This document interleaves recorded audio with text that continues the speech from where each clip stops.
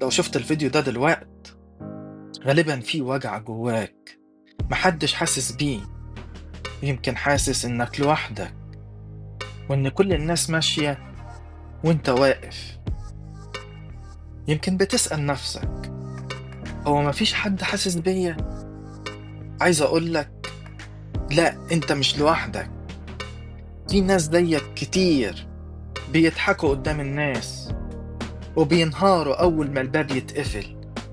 في قلوب تعبانة وجيوب فاضية ونفوس بتصارع علشان تكمل. لكن خليك واثق،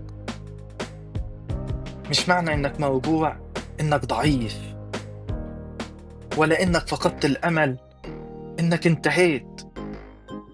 انت انسان بتتعب بس ما بتنهزمش، وكل يوم بتقوم فيه ده انتصار.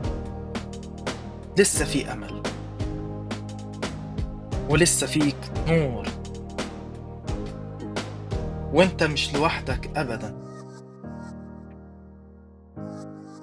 اعمل لنا متابعة واللي جاي احلى.